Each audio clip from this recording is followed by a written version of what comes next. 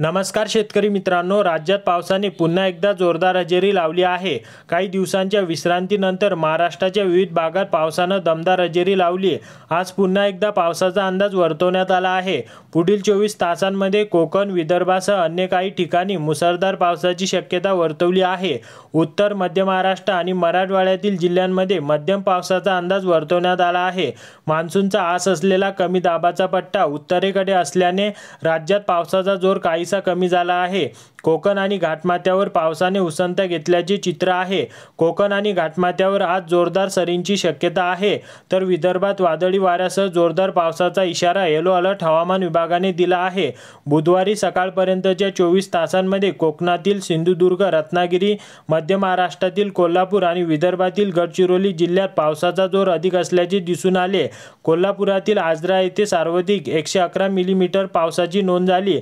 उर्वरित राज्यात हलक्या ते मध्यम पावसाच्या सऱ्या कोसळल्या। राज्याच्या अनेक भागात ऊन-सावल्यांच्या खेळात उन्हाचा चटका वाढला आहे।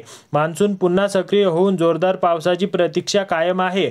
मान्सूनचा आस असलेला कमी दाबाचा पट्टा पंजाबच्या फिरोजपूर पासून रोहतक, लखनौ, बालिया, पूर्णिया ते मणिपूर पर्यंत सक्रिय आहे। यातच गुजरात आणि परिसरावर चक्राकार वाऱ्याची स्थिती आहे।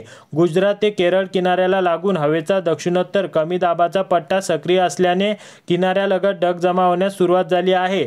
कोकणातील रायगड, रत्नागिरी, सिंधुदुर्ग आणि मध्य महाराष्ट्रातील पुणे, सातारा, कोल्हापूर जिल्ह्याच्या घाटमाथ्यावर आज जोरदार पावसाचा इशारा, तर विदर्भात तुरळक ठिकाणी विजांसह पावसाचा इशारा येलो अलर्ट आहे। तर उर्वरित राज्यात हलक्या ते मध्यम सरीसह पावसाची उघडीप राहण्याची शक्यता हवामान विभागाने वर्तवली आहे।